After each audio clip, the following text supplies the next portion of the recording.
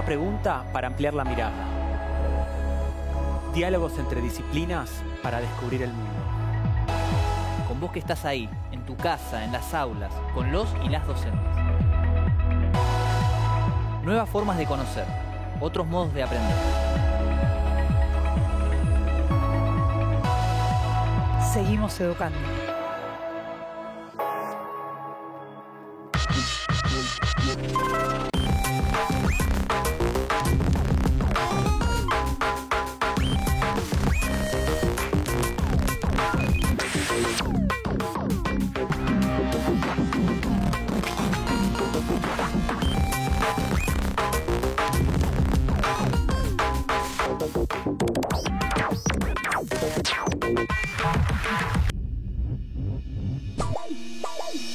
Hoy con Lautaro, el profesor de biología, y con Carla, la profe de historia, nos preguntamos: ¿la teoría de la evolución nació en la Argentina?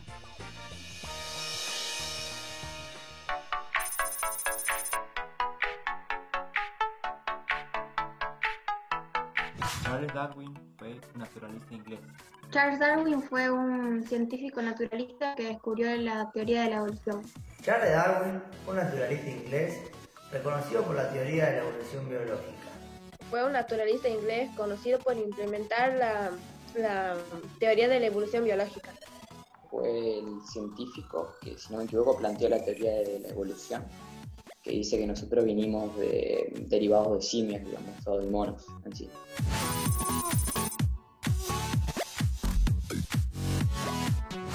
Creo que las características principales que le pudieron haber llamado la atención fueron el aspecto de vida de los gauchos y de los nativos y las características geográficas de nuestro país. Lo que más le llamó la atención a nuestro país, las costumbres gauchescas, supongo. Lo que más le llamó la atención fueron las costumbres de los criollos o nativos, además de las características de la flora y fauna.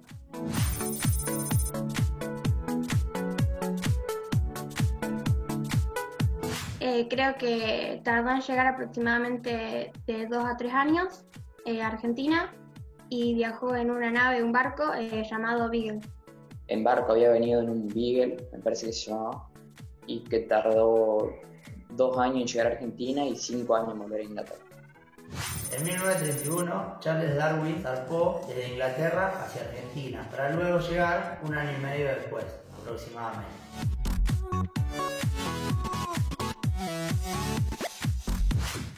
Si pudiera conocerlo, yo le preguntaría qué se sintió andar por casi todo el mundo y descubrir varias cosas que aún no eran conocidas por los demás, o tal vez los conocían pero no sabía qué era.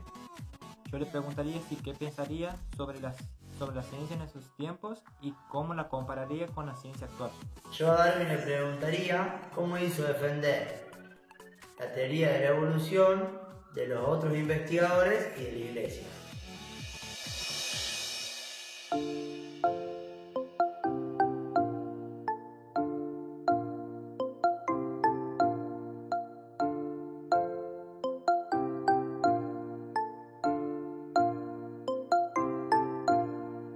Tenía una vida común en Inglaterra, no sobresalía de la media, incluso era un poco haragán para el estudio, o al menos para estudiar lo que no le interesaba.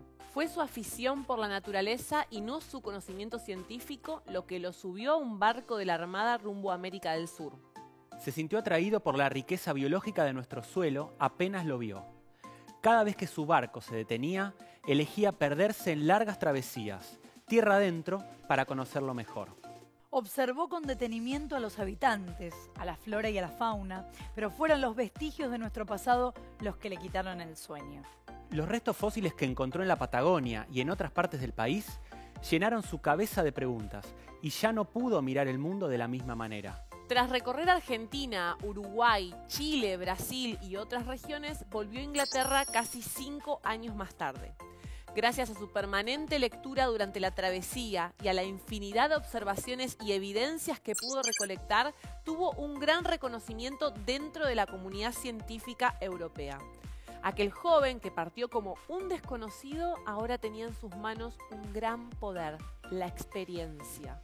Aquellas dudas que brotaron en nuestro territorio maduraron durante el resto del viaje y al volver a casa puso toda la información recogida al servicio de un único fin. Pasó más de 20 años desarrollando la obra científica que cambiaría la historia de la humanidad. La teoría del origen y la evolución de las especies de Charles Robert Darwin. ¿Podemos inferir entonces que la teoría de la evolución nació en Argentina? Vamos a pensarlo. Ofreceré una prueba de mi entusiasmo. Un día, mientras arrancaba la corteza de un viejo árbol, vi 2 extraños escarabajos y capturé uno con cada mano. Entonces vi un tercero, de un nuevo tipo, que no podía permitirme perder. De modo que me metí en la boca el que sujetaba con la mano derecha. ¡Ay! Expulsó un líquido intensamente acre que me quemó la lengua y que me obligó a escupir el escarabajo que, por cierto, perdí, igual que el tercero. En 1809, en Shrewsbury, Inglaterra, nació Charles Darwin. Su madre, Susan, murió cuando él apenas tenía 8 años. Su padre, Robert, fue un médico prestigioso y su abuelo, Erasmus, fue un reconocido naturalista. Dicen que la abuela de Darwin era muy mona. El interés de Charles por las ciencias naturales se despertó desde muy chico, mucho antes que lo hicieran sus ganas de estudiar. Mi padre y todos mis maestros me consideraban un chico del todo ordinario, más bien por debajo del estándar intelectual. A pesar de esta dificultad, a los 16 años ingresó a la Universidad de Edimburgo para estudiar medicina y cumplir con el mandato familiar. Pero no le fue muy bien y abandonó medicina al poco tiempo. Intentó después en la Universidad de Cambridge, donde en 1827 comenzó a estudiar para ser sacerdote, aunque su interés tampoco estaba en eso. Durante el tiempo que pasé en Cambridge, ninguna actividad me procuró tanto placer como la de coleccionar escarabajos. Lo hacía por la mera pasión de coleccionar, ya que no los disecaba y raramente comparaba sus caracteres externos con las descripciones de los libros.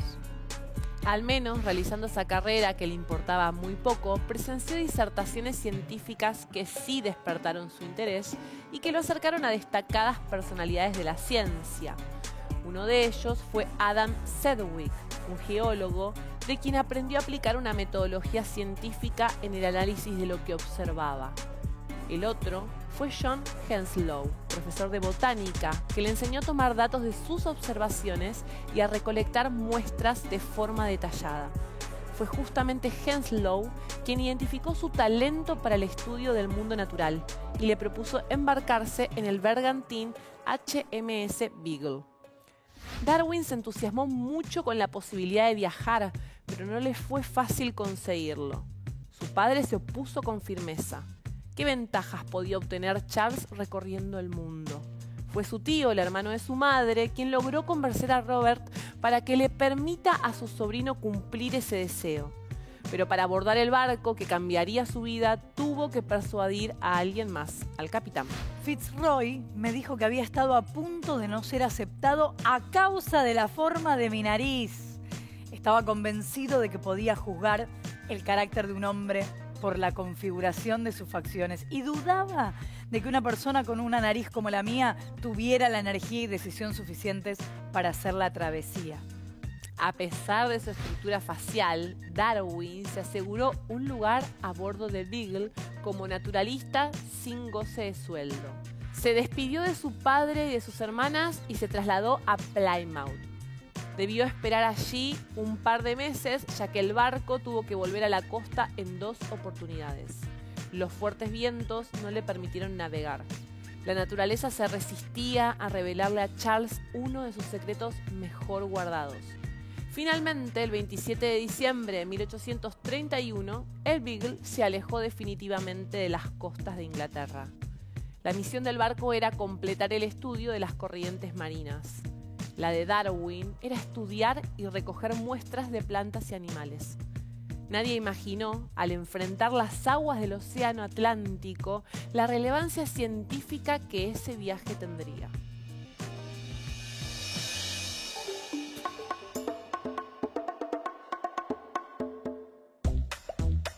El barco partió del puerto de Plymouth el 27 de diciembre de 1831 y se dirigió a la isla de Tenerife, donde no pudo desembarcar. En cambio, lo hicieron en Cabo Verde, África, donde Darwin pudo hacer sus primeras observaciones en geología y recolectar muestras de plantas y de animales. Cruzando el Océano Atlántico llegaron a la ciudad de Bahía, en Brasil. Darwin, sorprendido por la exuberancia de la flora y fauna de este lugar, comenzó a recolectar fósiles de plantas y animales. De Bahía, la expedición se dirigió al puerto de Montevideo, Uruguay, y después al puerto de Buenos Aires, en nuestro país.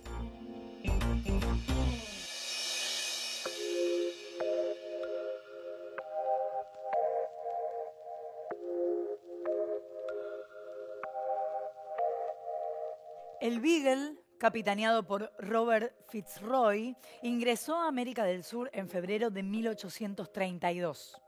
A mediados de ese año comenzó a transitar la costa argentina. En cada una de las detenciones, un naturalista curioso y entusiasta bajaba del barco y se perdía, a pie, por el interior del país. Era un lugar que tenía muy poco que ver con aquella Inglaterra de la que había partido. Darwin se embarcó en un país desarrollado, a la vanguardia de los avances tecnológicos y científicos de la época. Era un momento en que el capitalismo se había consolidado como modelo económico e Inglaterra sacaba provecho de su industrialización. Imagino la opulencia de esas grandes ciudades inglesas, hombres de traje, mujeres con vestidos elaborados tomando el té a la hora señalada. Bueno, esa es una parte de la sociedad, seguramente la más cercana a Darwin, pero también hay que pensar en un amplio sector de trabajadores industriales que fueron imprescindibles para el desarrollo. Al igual que el sistema ferroviario, otra de las tantas innovaciones inglesas que favoreció el traslado de carbón, hierro y otros productos. También el sistema ferroviario fue fundamental para la conexión de los mercados internos y externos en Europa, Asia, África, América. Las pequeñas comunidades que antes estaban aisladas empezaban a estar conectadas y en pocos años ninguna región del mundo quedó afuera del capitalismo. Y para completar una gran red comercial a nivel global, ellos contaban con otra ventaja: el dominio de los océanos. Inglaterra tenía una de las flotas más poderosas del mundo, con la que pudo darle forma entre 1830 y 1914 a diversas conquistas territoriales. Fue en este contexto de expansión imperialista cuando el Beagle arribó a nuestro continente. Buscaban conocer exhaustivamente las corrientes marinas de la región, realizar una cartografía más precisa y encontrar un paso hacia el Pacífico, diferente al peligroso estrecho de Magallanes. Es por eso que viajaron bien al sur y cruzaron Tierra del Fuego para atravesar el canal que luego sería bautizado con el nombre de la embarcación. El canal de Beagle, sobre el que hoy se encuentra una de nuestras ciudades más hermosas, Ushuaia. Y ahora que ya sabemos qué contexto dejó Darwin en 1831, ¿podemos saber con qué escenario lo recibimos? Él se encontró con un ambiente revolucionado y diverso. Habían pasado apenas 16 años desde la declaración de la independencia. No se había redactado aún la Constitución y el gobierno funcionaba como una confederación, donde las provincias establecían acuerdos para garantizar cierta estabilidad. Hay que pensar también que el Beagle navegó en diversas direcciones y que sus tripulantes recorrieron el país en varios sentidos. No fue la ciudad de Buenos Aires lo primero que él conoció, aunque sí era la ciudad más desarrollada. Si bien esta ciudad le resultó llamativa a nivel arquitectónico y cultural, guardaba relación con lo que él ya conocía, las verdaderas sorpresas para Darwin estuvieron en el interior del país. En el sur de la provincia de Buenos Aires, en una de sus interminables recorridas, tuvo uno de esos primeros encuentros impactantes. Imaginemos a este joven de la burguesía inglesa habituado al té de las 5 de la tarde, encontrándose con los gauchos pampeanos. ¿Un matecito, don Darwin? Quedó tan fascinado con las costumbres y la hospitalidad de los gauchos que se atrevió a dar largas cabalgatas junto a ellos. Participó de asados y de innumerables fogatas campestres y hasta se atrevió a dormir bajo la luz de la luna, en medio de la interminable llanura pampeana. Era un aventurero, eso no hay dudas. ¿Es cierto que en esas recorridas se encontró con el caudillo Juan Manuel de Rosas? A mediados de 1833, en las cercanías del río Colorado, Darwin se entrevistó con Rosas. Lo impresionó su capacidad de liderazgo, la enorme extensión de sus tierras y la cantidad de cabezas de ganado que poseía, muy superior a la de otros hacendados.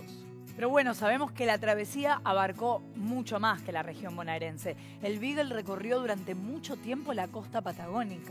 Desde el río Colorado, donde Rosas había construido sus fortines, hacia el sur, las tierras eran dominadas por los pueblos originarios.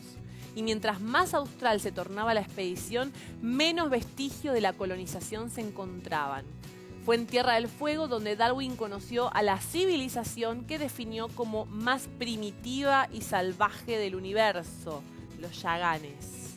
Se impactó primero con los gauchos y luego con los yaganes, que se vestían, hablaban y comían de otra forma, otra cultura. También es interesante pensarlo a la inversa. ¿Qué habrán sentido los yaganes al ver a ese enorme barco surcando las aguas del canal donde ellos se sumergían a pescar? Miedo, desconcierto, sorpresa.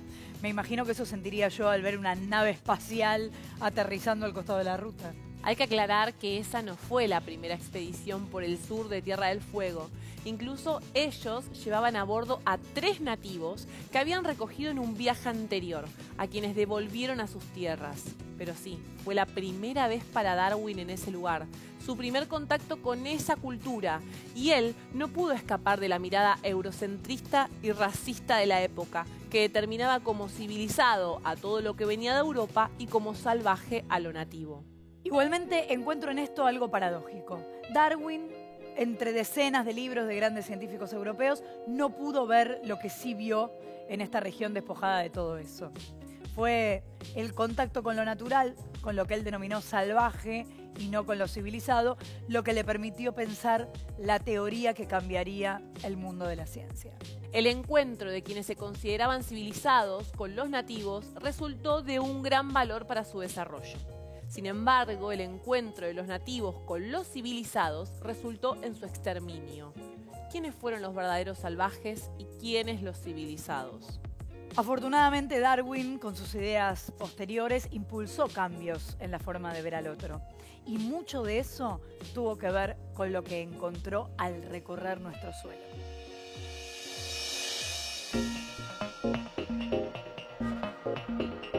Sabemos qué pasaba en Europa a nivel social cuando Darwin dejó Inglaterra. Sabemos, en ese mismo plano, la Argentina tan diversa que encontró. ¿Cómo era esto a nivel científico? ¿Qué decía la ciencia sobre el origen de las especies y qué encontró en nuestro país que quemó todos esos papeles? Antes de que la comunidad científica abrazara la teoría de Darwin sobre el origen y la evolución de las especies, el conocimiento científico sucumbía ante el fijismo. Esta corriente sostenía que las especies fueron creadas por un ser superior y que aparecían en el mundo tal cual son. Podemos pensar en la creación divina del hombre, hecho a imagen y semejanza de Dios, y de la mujer a partir de su costilla. Eso mismo aplicaba a todas las especies conocidas. Durante el siglo XVIII, la corriente transformista le dio pelea a esta idea conservadora. Ellos sostenían que, si bien las especies habían sido creadas, las diversas formas que existen son el fruto de transformaciones de formas anteriores. Fue a fines de ese siglo cuando Jean-Baptiste Lamarck, desde la Cátedra de Zoología de la Universidad de París, propuso la primera teoría científica que intentaba explicar cómo y por qué evolucionaban los seres vivos. Él introdujo la idea de estadios evolutivos. Todas las especies provenían de otras más sencillas y fueron evolucionando, paso a paso, con el correr del tiempo. Las presiones del ambiente y las necesidades de cada individuo producen, a lo largo de toda su vida, cambios permanentes en su forma. Y los descendientes de estos individuos heredan esas formas modificadas. Si una jirafa se pasa toda su vida estirando el cuello para alcanzar la parte alta de los árboles, sus hijos nacerán con el cuello estirado. Una parte de esa teoría era correcta. El entorno es fundamental en los cambios que las especies desarrollan. Pero otra parte no pudo ser confirmada en base a la experiencia. No hay evidencia de que el entorno modifique los rasgos de todos los individuos existentes y que los cambios se propaguen a toda la descendencia. Por supuesto que Darwin era afín a esta idea de Lamarck. Incluso su abuelo Erasmus, que era naturalista, estaba del lado de los evolucionistas. Pero estas teorías, sin una evidencia comprobable, sucumbían ante el poder religioso. Y fue eso, evidencias, lo que Darwin encontró en las orillas del mar argentino. Los restos fósiles de mamíferos gigantes, extintos hace miles de años, fueron fundamentales para que se atreviera a pensar en una teoría evolutiva, como el Milodon darwini, un perezoso gigante. O el gliptodonte, un enorme armadillo, cuyos segmentos fósiles halló entre las localidades bonaerenses de Punta Alta y Bahía Blanca. También encontró restos de la Macrauchenia patagónica, en Puerto San Julián, provincia de Santa Cruz. Lo más importante de estos hallazgos, más allá de su valor geológico, es que le permitieron reconocer que estos mamíferos extintos tenían parientes cercanos entre los animales que aún vivían en la misma región. El parentesco entre la Macrauchenia y el tapir, o del gliptodonte con el quirquincho, por ejemplo, los llevaron a establecer una relación por líneas de descendencia entre las especies. Su semejanza no era obra de la casualidad, sino de un claro progreso evolutivo, relacionado con el cambio del entorno. Ya no había vuelta atrás para Darwin. Lo que vio en la Argentina pudo comprobarlo durante el resto de la travesía. Y al llegar a Inglaterra, nada lo detuvo. Tenía las herramientas para empezar a desarrollar la teoría del origen y la evolución de las especies, y así el hombre dejó de pensarse como una invención divina, hecha a imagen y semejanza de su creador, y se convirtió en un simple pariente del mundo.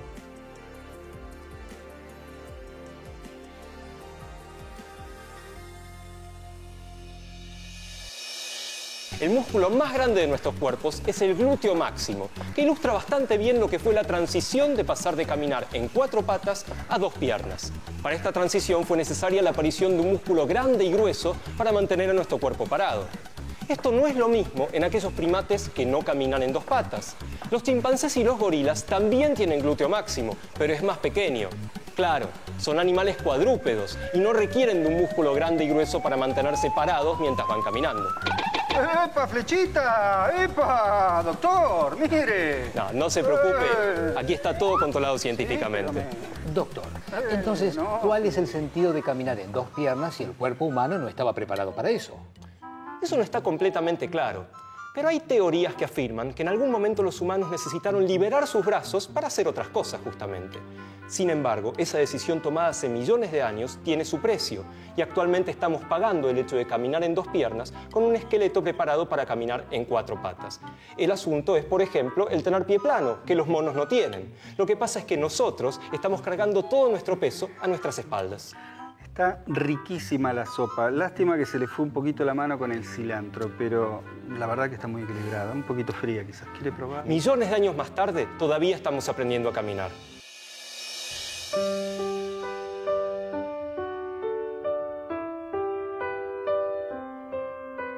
Cada cosa que Darwin encontró, cada lugar que visitó y hasta los rasgos de algunas de las personas con las que se cruzó quedaron registrados en su diario de viaje. Ese manuscrito fue editado y publicado como Viaje de un naturalista alrededor del mundo, y se lo considera una pieza fundamental para conocer los argumentos que lo impulsaron a pensar en su teoría. Pero no es el único relevante para nuestra historia. Los diarios personales son considerados un subgénero literario de la autobiografía y funcionan como un testimonio de la época que le tocó vivir a quien lo escribió. El diario de Ana Frank, por ejemplo, es una de las más importantes. Esta práctica, que era tan habitual hasta hace poco, se dejó de usar en el nuevo milenio. Cada vez menos personas escriben a mano en diarios de formato físico, poca lapicera y papel. Hoy les proponemos recuperar esa práctica, esa comunicación íntima a través de la escritura, que puede resultar muy interesante. ¿Cómo se arma un diario personal? Primero hay que elegir un soporte, un cuaderno o un anotador que podamos usar solo para eso. Les propongo buscar alguno que por alguna razón les resulte particular, con algún dibujo o algún diseño que les permita vincularse con él a simple vista. Si habré escrito diarios, la escritura manual, a diferencia de la digital, tiene una espontaneidad muy ventajosa. Se escribe sin corrección, de manera fluida, no importa la forma, importa el contenido. No hay manera de escribirlo mal. Cada uno lo contempla como quiere o como puede, sin prejuicios. Solo estás vos y tu escritura. Lo ideal es elegir un momento del día determinado para dedicarle unos pocos minutos. Generalmente suele ser a la noche, cerca de la hora del sueño, cuando uno se tranquiliza y puede repasar mejor lo que vivió. ¿Y qué se escribe en ese diario? Lo que quieran, lo que sientan, lo que tengan ganas. Puede ser la letra de una canción que les despertó algún recuerdo, algún momento de felicidad o de tristeza que les haya tocado vivir, una reflexión sobre una película, alguna noticia que les haya llamado la atención. Todo es válido, todo es igual de interesante.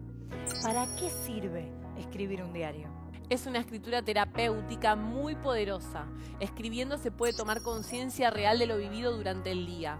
Nos movemos en piloto automático, peleamos, reímos, lloramos, todo sin llegar a entender bien por qué. Muchas de las razones que provocaron esas emociones nos pasan desapercibidas y ponerlas en papel ayuda a entender qué nos está pasando. Además, para muchos autores, el diario fue un valioso impulso vocacional, el inicio de una actividad que luego se convirtió en su profesión. Para otros escritores, tiene un gran poder como herramienta creativa. Es un espacio introspectivo donde muchas obras literarias germinan.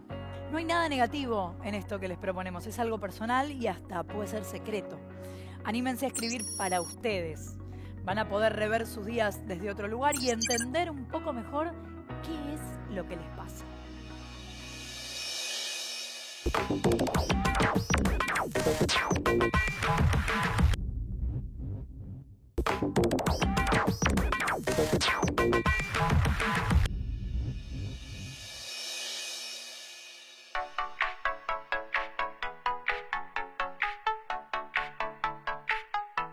La teoría de la evolución es la teoría que planteó Darwin, que dice que nosotros provenimos de simios o de monos anteriores a nosotros, digamos, que serían como nuestros antepasados.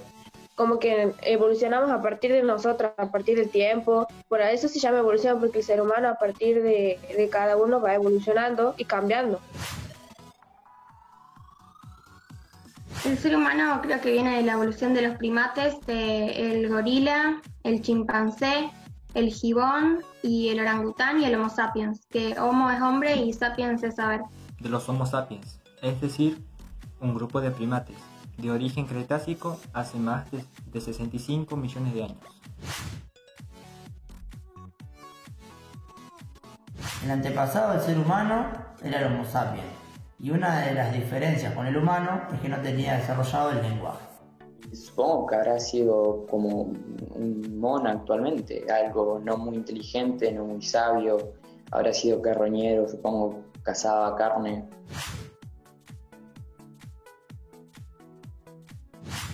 Los rasgos que lo caracterizaban eran que tenían uñas como nosotros en vez de garras, y tenían la visión a color y tenían los dedos de las manos igual dispuestos que los nuestros.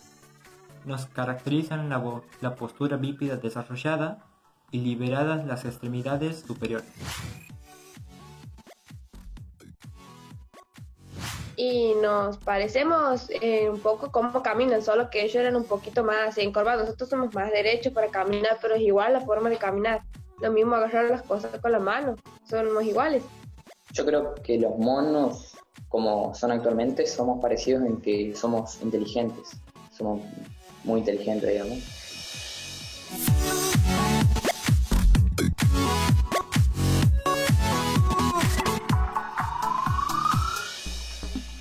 Los laterales del Beagle poseían cañones de guerra preparados para cualquier eventualidad. Verdadero. Falso. Verdadero. Verdadero. Verdadero. Verdadero. El Beagle era un bergantín de 3 palos, con 28 metros de largo y estaba armado con 10 cañones. 74 tripulantes al mando de Fitzroy formaron parte de la legendaria travesía.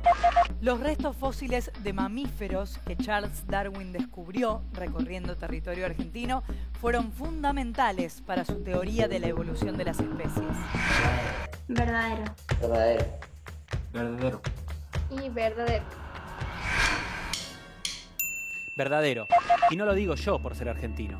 En 2019, investigadores del Museo de Historia Natural de Londres disertaron sobre el naturalista y fueron ellos quienes emitieron esa afirmación. Darwin, a bordo del Beagle, llegó a la República Argentina en 1832. Falso. Verdadero. Falso. Esa es falsa. Falso. Falso, pero es una afirmación tramposa. Sí llegó en ese año a nuestro territorio, pero como dijimos antes, por aquel entonces Argentina no era una república, sino una confederación. Durante el primer día junto a los gauchos pampeanos, Darwin cabalgó unos 130 kilómetros. Falso. Verdadero. Falso. Verdadero. Verdadero. Verdadero. Darwin se sintió fascinado por las costumbres de los gauchos, por su vida libre y errante. Se sumó a sus cabalgatas sin prejuicios, intentando recorrer la llanura pampeana como si fuera uno de ellos. Las jirafas tienen similitud genética con los cocodrilos. Falso. Falso. Verdadero. Falso. Falso. Verdadero. Existe gran similitud genética entre la mayoría de las especies que conocemos. Incluso nosotros, los humanos, tenemos más del 99% de coincidencia genética con el chimpancé. Esto demuestra uno de los segmentos más importantes de la teoría de Darwin, el origen común. A pesar de la mirada prejuiciosa de Fitzroy, Darwin demostró aptitudes para la navegación. Verdadero. Verdadero. Falso. Verdadero. Verdadero. Falso. Darwin padeció de vómitos y mareos durante todo el recorrido del Beagle. Tal vez por eso corría a tierra firme cada vez que se detenían y hasta prefirió hacer a pie algunos trayectos para encontrarse con la embarcación más adelante. Darwin padeció la enfermedad de Chagas luego de ser picado por una vinchuca en Mendoza. Verdadero. Verdadero. Y de eso murió. Verdadero. Verdadero. Verdadero. Falso. Sí se sabe por sus escritos que tuvo contacto con el insecto. También se conocen los síntomas que lo acompañaron a lo largo de toda su vida. Muchos pueden relacionarse con esa enfermedad. De todas maneras, es algo que no está confirmado y no se conoce la causa real de la patología que lo acompañó hasta su muerte. Darwin fue un iluminado, el único científico de su época que pudo elaborar esa idea revolucionaria sobre la evolución de las especies. También verdadero. Verdadero. Es falsa. Verdadero. Ella sabía eso porque sabía que apenas llegue, como que iba a ser toda una revolución. Falso. A la par de Darwin, otro científico inglés llamado Alfred Wallace llegó a sus mismas conclusiones prácticamente en el mismo momento. Y además, no hay iluminados, sino personas que piensan en función de los paradigmas de las épocas en donde viven, que los respetan o que los revolucionan. Grandes peleas de la ciencia. Hoy, Darwin versus Wallace. En el siglo XIX, dos ingleses muy aventureros se preguntaron casi las mismas cosas y llegaron casi a las mismas conclusiones, pero de cada uno por su lado. Esto los llevó a una de las más respetuosas, pero no por eso menos interesantes, peleas de la ciencia. Uno llevaba por nombre Charles Darwin, el otro Alfred Wallace. A los 22 años, Darwin abordó el legendario HMS Beagle que lo llevó por infinidad de lugares del mundo. Las Islas Canarias, Cabo Verde, Salvador de Bahía, la Patagonia, el Estrecho de Magallanes, las Islas Galápagos, Australia, Tasmania... ¡Oh, qué agotador! En esos viajes Darwin se fue transformando en un naturalista autodidacta y empezó a entender el valor de los especímenes que se cruzaba en el camino. Cuando regresó a Inglaterra, el joven Carlitos se hizo famoso por sus viajes. De golpe y porrazo, Darwin era celebrado por los miembros más selectos de la ciencia británica que se interesaron por estudiar el material que había recolectado. Mientras tanto, otro británico, Alfred Wallace, hacía viajes por otros lugares inhóspitos con la misma ansiedad por responder por qué existían tantos seres vivos tan diversos. Alfredito estuvo casi 10 años recorriendo el mundo, haciendo anotaciones y tratando de averiguar cuál era el mecanismo por el cual las especies evolucionaban. Así, Wallace reunió más de 125.000 especímenes a lo largo de 70 viajes. Bien, pero ¿cuál fue el problema entre estos dos curiosos? El problema fue que en 1858, Wallace le mandó una carta a Charles Darwin en la que incluyó un ensayo sobre la tendencia de las variedades de apartarse indefinidamente del tipo original. Es decir, palabras más, palabras menos, la teoría que estaba desarrollando Darwin hacía 20 años. Si bien habían ciertas diferencias, ambos afirmaban que existía un cambio perpetuo en el mundo y en los organismos que lo habitan. Es decir, los organismos cambian permanentemente. Tanto Carlos como Alfredo señalaron que cada grupo de organismos procedía de un antecesor común. Por lo tanto, había un origen único para todos los seres vivos, formulando entre los dos la teoría de la selección natural. Darwin le comunicó todo el asunto a su amigo Charles Lyell y le pidió su apoyo para una publicación inmediata y conjunta de sus trabajos y de los de Wallace en una prestigiosa institución, la Linnean Society. Pero, ¿cómo? ¿Una publicación conjunta de ambos naturalistas? ¿No van a pelearse? ¿No hay piñas, gritos y tole tole? Bueno, en realidad, no. Al año siguiente, en 1859, Charles Darwin publicó su libro El origen de las especies, piedra fundacional de la biología evolutiva. A partir de esta publicación, Wallace se convirtió en uno de los defensores más acérrimos de la teoría de la selección natural de Darwin. Wallace se encargó de defenderla escribiendo distintos artículos que refutaban los dichos y teorías que iban en contra de las ideas darwinianas. De hecho, en 1889, y tras la muerte de Darwin, Wallace acuñó la palabra darwinismo para enmarcar sus propias ideas, tanto como las del difunto Darwinito. Si bien no hubo mucha pelea, hubo un claro ganador. Los libros de Darwin definieron el camino a seguir para los biólogos de todo el mundo, mientras que Wallace no tuvo gran reconocimiento y su nombre surca los siglos sin pena ni gloria.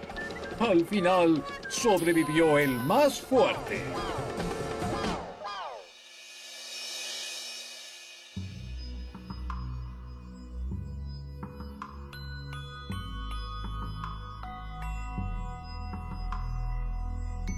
Al volver a Inglaterra en 1836, después de pasar casi 5 años recorriendo el mundo, Darwin contaba con una cantidad enorme de información escrita, con muestras de plantas, de animales, de restos fósiles.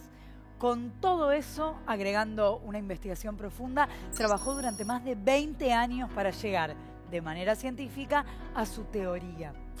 Si bien fue bien recibida por una parte importante de la comunidad académica, fue también muy cuestionada. ¿Qué plantea su teoría y qué es lo que se le cuestionaba? Su teoría abarca dos elementos centrales, como su nombre lo indica, el origen y la evolución de las especies. En cuanto al origen, Darwin sostiene que todos los seres vivos tenemos un ancestro común y que las distintas especies evolucionamos a partir de este. Él lo pensó como un gran árbol, el árbol filogenético de la vida, con un comienzo compartido, el tronco, y que se fue abriendo en ramas evolutivas que a su vez se fueron abriendo en otras ramas a lo largo de millones de años de evolución. O sea, que todas las especies conocidas parten de un mismo lugar, un organismo cero, que fue mutando en diversas direcciones a lo largo del tiempo. Imagino que esto fue revolucionario porque, como escuchamos antes, hasta ese momento se hablaba de la labor de un creador de todas las especies tal cual son.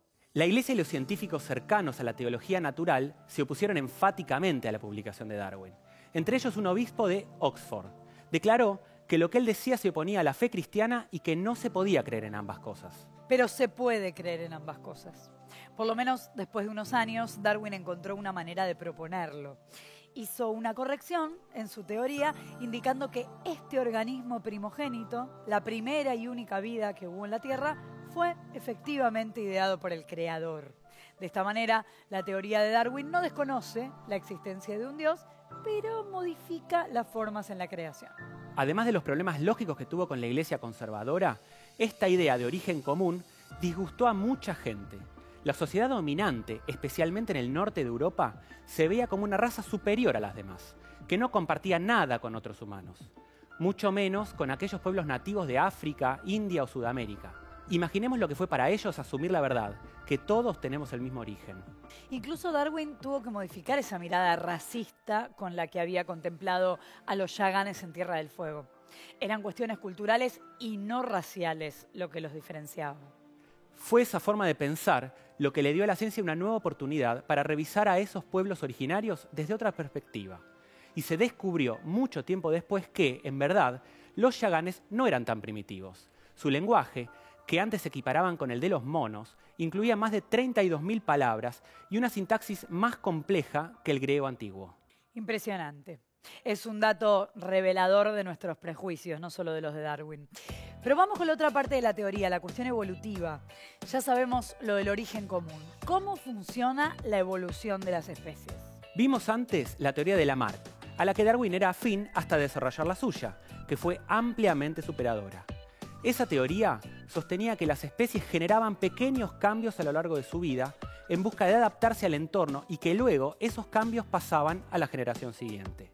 Una jirafa que se pasa la vida estirando el cuello va a tener hijos con el cuello un poquito más largo.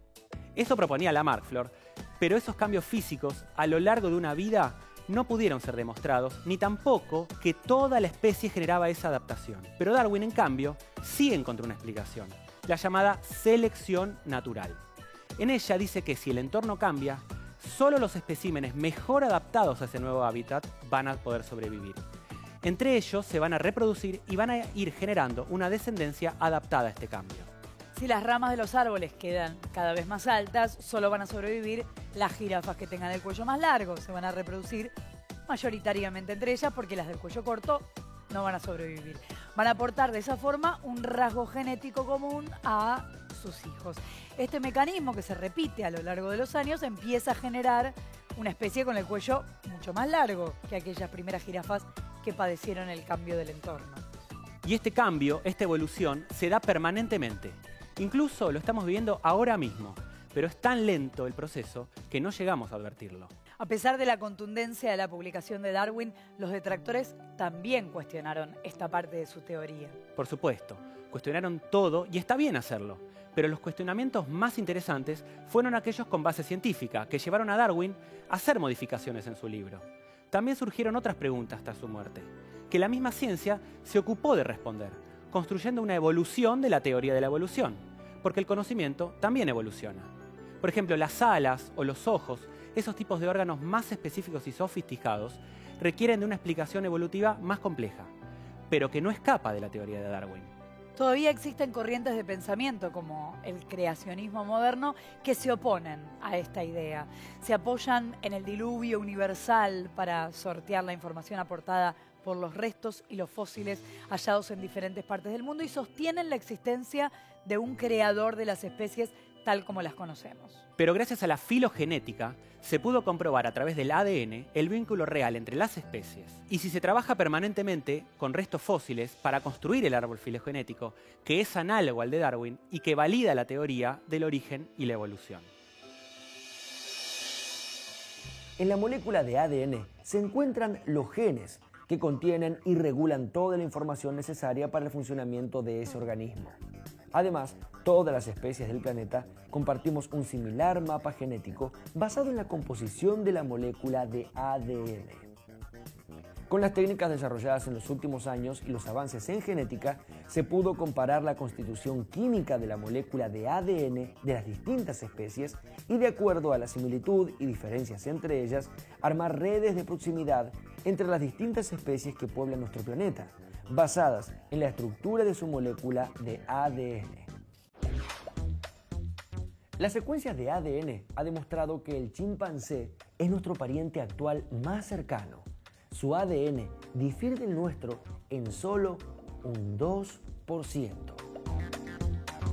La gran similitud genética del pez cebra con el ser humano llega al 87%.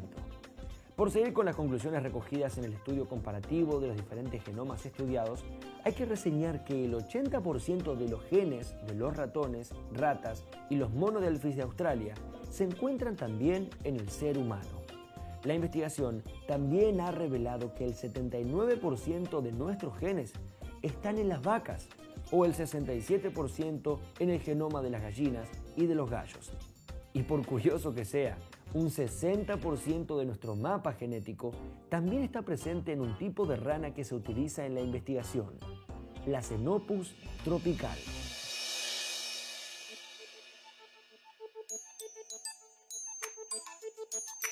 Darwin escribía, registraba todo lo que se encontraba a su paso, no solo lo que se vinculaba con la naturaleza. En los distintos escritos que elaboró durante su viaje dejó un amplio testimonio sobre las impresiones y los sentimientos que le provocó nuestro territorio. 20 de septiembre de 1832. La ciudad de Buenos Aires es grande y creo que una de las más regulares del mundo. El carácter de las clases más elevadas y educadas que residen en las ciudades participa, aunque tal vez en grado menor, de las buenas cualidades del gaucho, pero temo que tengan muchos vicios de los que él está libre. Darwin conoció primero a los gauchos antes que a los residentes de la ciudad. Por eso los menciona al hablar sobre Buenos Aires, pero los describe con mayor exactitud durante su paso por la llanura pampeana. Teníamos allí las 4 cosas necesarias para la vida en el campo: pasto para los caballos, agua, carne y leña. Esta fue la primera noche que pasé a la intemperie teniendo por cama el recado de montar. Hay un gran placer en la vida independiente del gaucho, al poder apearse en cualquier momento y decir, aquí pasaré la noche. El silencio fúnebre de la llanura, los perros alertas y el gitanesco grupo de gauchos haciendo sus camas en torno del fuego han dejado en mi mente un cuadro imborrable de esta primera noche que jamás olvidaré. Los hacendados, para los que trabajaban estos gauchos, ambicionaban tierras que le pertenecían a los pueblos originarios. Darwin pudo inferir, gracias a su capacidad de observación, el desenlace trágico de estas comunidades. Creo que en otros 50 años no quedará ni un indio salvaje al norte del Río Negro. La guerra es demasiado sangrienta para durar. Los cristianos matan a todos los indios y los indios hacen lo mismo con los cristianos. Es triste ver cómo los indios han cedido ante los invasores españoles. También, en el extremo sur de nuestro continente, registró sus impresiones al toparse con los habitantes de esas tierras heladas. A nuestra entrada vimos un grupo de fueguinos y recibimos el saludo digno de los habitantes de esta tierra salvaje. En el momento de nuestro paso, saltan agitando sus guiñapos y lanzando un largo y sonoro aullido. Este fue, sin duda, el espectáculo más curioso que he visto en mi vida. No me figuraba cuán enorme es la diferencia que separa al hombre salvaje del civilizado. En sus publicaciones también habla de las Islas Malvinas, pero extrañamente solo lo hace de una manera técnica, despojada de impresiones políticas. Sin embargo, en una de las cartas que le envió a su hermana Catherine, dice lo que sus publicaciones, por alguna razón, prefieren callar. Nosotros, como el perro del hortelano, tomamos las islas y dejamos para protegerlas solo la bandera inglesa. Los ocupantes han sido, por supuesto, asesinados. Ahora enviamos a un teniente con 4 marineros, sin autoridad ni instrucciones. Las islas algún día serán un importante lugar de refugio en el mar más turbulento del mundo. Este último escrito es clave para entender por qué, ante nuestro reclamo de soberanía en las islas, no puede aplicarse el principio de la autodeterminación para la población isleña.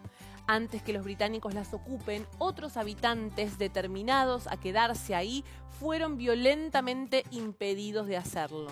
Darwin también aporta su mirada crítica sobre esa ocupación. El recorrido de Darwin fue completo y extenso. Atravesó casi todo el territorio argentino, se cruzó con distintos actores de nuestra sociedad y con los paisajes más diversos. Muchos historiadores siguen su huella y tratan de encontrar nuevos testimonios sobre su paso. Para Darwin fue muy importante conocer la Argentina. Para nosotros también que él, con todo lo que representa, haya pasado por acá. Hola chicos y chicos, ¿cómo les van? Espero que se encuentren bien. Me llamo Ricardo Darío Primo, soy profesor de Historia e historiador de San Nicolás, provincia de Buenos Aires. ¿Qué contexto social encontró Darwin al pasar por Argentina? El viaje de Darwin duró 6 años, de los cuales 1 año y medio estuvo en la Argentina. Y llegó precisamente cuando se produce en estas tierras la famosa revolución de los restauradores y es inminente el acceso de Juan Manuel de Rosas al poder en lo que es la Confederación Argentina. ¿Cuáles eran los rasgos más salientes de los gauchos en esa época? Los rasgos más salientes de los gauchos en aquella época era que no vestían como nosotros, no eran perfectamente limpios ni estaban prolijamente presentados, sino que se dejaban la barba, que actuaban a veces inmodales, que interactuaban con la naturaleza a su alrededor y eran fieles exponentes de la cultura y tradición de cada región de nuestro país. ¿Qué vínculo tuvo Darwin con esos gauchos?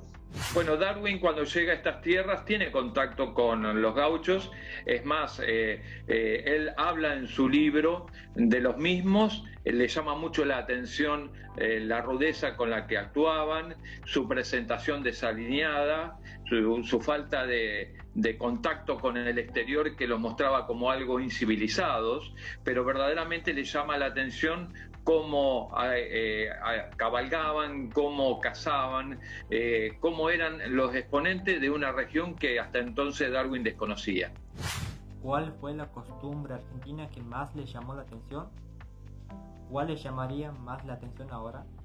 Bueno, sin duda a Darwin lo que más le llamó la atención era cómo los gauchos manejaban, cómo actuaban como jinetes, cómo se relacionaban con su montura y sus caballos y cómo cazaban. Y eso a él le impactó muchísimo en su impresión, como así también cómo combatían al indio. Y seguramente lo que más le llamó la atención también y lo que le impactaría aún hoy es la dimensión de este país y la escasa población que tenía y que aún tiene. ¿Conoces alguna anécdota sobre su paso por nuestro país?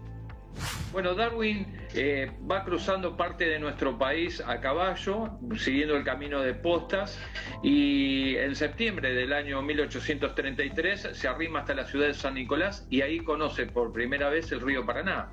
Y a él le llamó la atención la amplitud del mismo y las enormes llanuras argentinas repletas de vegetación, en las cuales no podía encontrar un ser vivo a cientos de kilómetros de distancia. Ese enorme desierto vegetal a Darwin le impactó especialmente. ¿Qué tan importante crees que fue para Darwin pasar por Argentina para desarrollar su teoría de la evolución?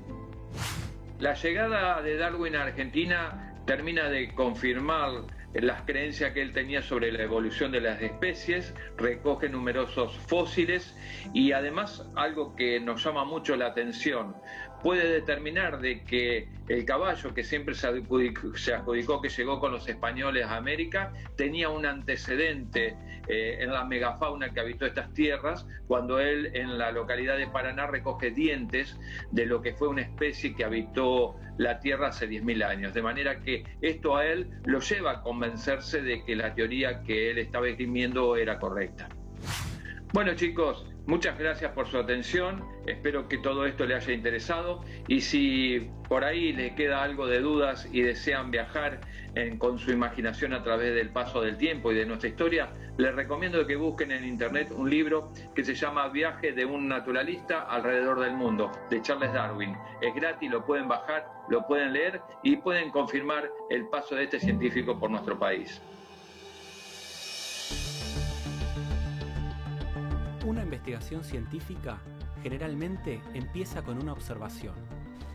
Por ejemplo, un médico que estudia una enfermedad puede notar que su paciente no responde al tratamiento y preguntarse por qué pasa eso. O como el propio Darwin, que luego de notar la similitud entre los fósiles y los animales vivos, empezó una investigación para intentar entender qué pasaba. ¿Qué hacen las y los científicos para dar seguimiento a esas observaciones? En los fundamentos de las ciencias se encuentra un procedimiento de resolución de problemas llamado método científico. cuenta con 5 pasos básicos y un paso más de retroalimentación. Vamos a recorrerlos. El primer paso consiste en hacer una observación. Supongamos que recién te levantás. Así, medio dormido, intentás prender la tele, pero no enciende. Esa es tu observación, porque hay algo que hoy no funciona como siempre. Entonces, avanzás al siguiente paso, que es plantear una pregunta. ¿Por qué no se enciende la tele? Enseguida va a aparecer una respuesta posible, la hipótesis, que puede ponerse a prueba. En nuestro caso, sería que la tele no enciende porque el toma corriente, donde está enchufada, está roto. Esta hipótesis no es necesariamente la respuesta correcta. Es una posible explicación que podemos comprobar para ver si es correcta o si necesitamos proponer otra. El siguiente paso es hacer predicciones. Una predicción es un resultado que esperamos obtener si la hipótesis es correcta. En este caso, podemos predecir que si el toma corriente está roto, al conectar la tele en otro enchufe, el problema debe solucionarse.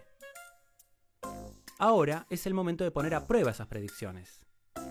Para hacerlo necesitamos observar o realizar un experimento. Nosotros, por ejemplo, podríamos conectar efectivamente la tele en otro enchufe y ver si funciona. Si la tele funciona, entonces la hipótesis es viable. Si la tele no funciona, entonces la hipótesis no es viable. Los resultados del experimento pueden apoyar o contradecir nuestra hipótesis. No prueban de manera contundente que sea correcta, pero sí que es muy probable que lo sea. Por otro lado, si los resultados contradicen a la hipótesis, probablemente esta no sea correcta. A menos que haya un defecto en el experimento, como estar conectando mal el enchufe, un resultado contrario significa que podemos descartar esa hipótesis y proponer una nueva. El último paso del método científico es reflexionar sobre nuestros resultados y utilizarlos para guiar nuestros siguientes pasos. Si la hipótesis fue respaldada, podríamos realizar otras pruebas para confirmarla, o bien revisarla para que sea más específica. Por ejemplo, podríamos conectar nuestro celular donde estaba el televisor y comprobar si carga. Si sigue sin funcionar, podríamos investigar por qué ese toma está roto. Si la hipótesis fue rechazada, o sea, si el televisor tampoco enciende en el otro toma, elaboraríamos una nueva. Por ejemplo, la siguiente podría ser que el cable del televisor esté roto, o que el control remoto no tiene pilas. En la mayoría de los casos, el método científico es un proceso repetitivo. Es un ciclo más que una línea recta. El resultado de una ronda se convierte en la información que mejora la siguiente ronda de elaboración de preguntas. Aunque no seamos muy conscientes, en nuestra vida cotidiana aplicamos infinidad de métodos similares para resolver nuestros problemas.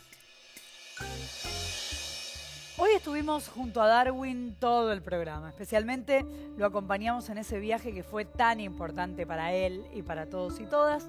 Conocimos cómo era el lugar del que partió, el entorno que encontró al recorrer nuestro país y el impacto que le provocó el enorme contraste entre ambas culturas.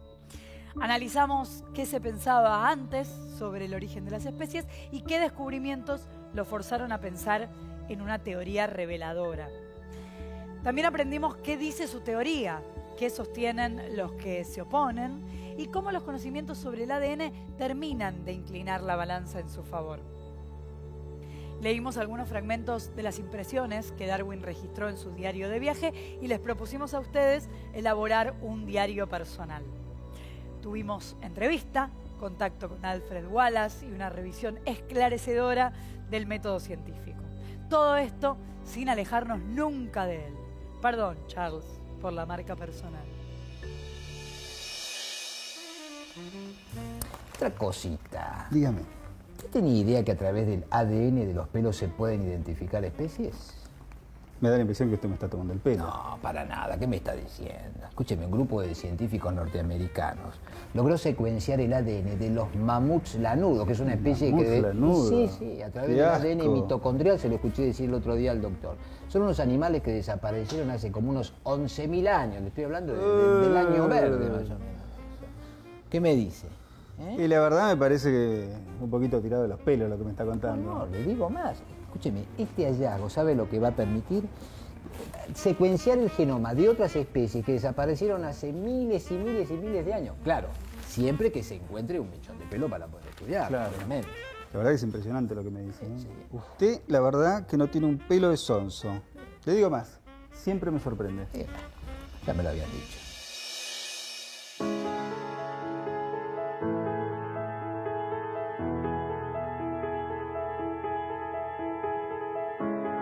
Creo que esta vez la pregunta de la que partimos podría tener una respuesta concreta. ¿La teoría de la evolución nació en la Argentina? El diario de Darwin es un testimonio histórico.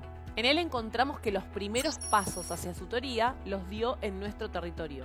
Tal vez él hubiese llegado a la misma conclusión sin pasar por acá, pero para la comunidad científica su impulso nació en Argentina. Nos despedimos después de haber aprendido tanto con un regalo de Eduardo Galeano. Darwin nos informó que somos primos de los monos, no de los ángeles. Después supimos que veníamos de la selva africana y que ninguna cigüeña nos había traído desde París. Y no hace mucho nos enteramos de que nuestros genes son casi igualitos a los genes de los ratones. Ya no sabemos si somos obras maestras de Dios o chistes malos del diablo.